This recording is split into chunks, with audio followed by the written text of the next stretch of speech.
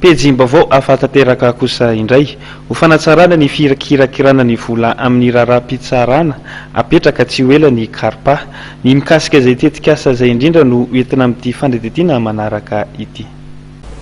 Apetraka manerana amin'ny fitsarana eto amin'ny nosy ny karpa izay karazana tahirim-bola ahafahampisolo vava sy ny mpanjifa mandroza-bola na misitom-bola ao anatina raharaha eo anivon'ny fitsarana. Efa nilaniny antenimieram-pirenena amin'ny taona 2024 ny lalàna momba izany ary eo am-panomanana amin'ny pitsopitsony ara-teknika ny olavitry ny mpisolo vava. Manome tanana ary manampy ara-teknika amin'ny fametrahana an'izany ny barreau de Lyon izay mpiravavy amin'ny barreau de Madagascar. Lalàna zany efa nivoaka tamin'ny 2013 019 nga misy teo raha tsy diso ahako efa nivoaka izy ka ny décret d'application zany no iandrasana zao fa ny efa tany amin'ny niona tamin'ny ministre fitsarana zay zany maraina teo niaraka tamin'ny reto vahiny reto dia efa nifanarahana teo zany fa ho apetraka tsy ho ela zany izy io mba ahafahana mahazo an'izany tombontsoa rehetra zavaina teo zany moa le tombontsoa moa zany dia hoe azo antoka zany ny ho an'ny olona rehetra amin'izay zany zay maka avocat azo antoka tsara zany ny fipetraka ny volany zany fa tsy misy hoe ho atahorana mihitsy zany ary le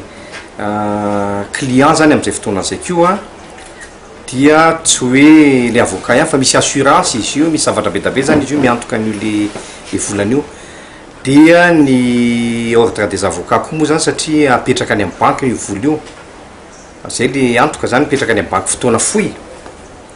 dia ny vola zany zay mivoaka ao anatin'izay zany ny tompony le ina moa zany le sandany kely amen'ny banque zany anovana formation ho an'ny avocat, anovana asa ho an'ny vahoaka azy amina resaka hoe reny le consultation am-pona reny ho an'ny samy mahazo tombontsoa anatin'ny edo mifametrahana edo zany dia apetraka tsy ho ela mihitsy izy io zany.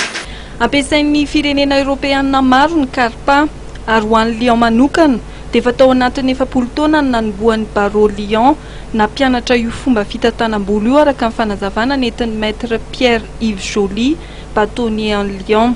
Nosoritany fa betsaka ny tombontsoa azo avy amin'ny fampiasana io tahirim-bola io. Ankoatra ny fisian'ny fahatokisana misimisy kokoa amin'ny mpisolo vava sy ny olona rovana dia hampiso ny fahatokisan'ny mpampiasa vola européenne ny fisian'ny karpa eto Madagascar.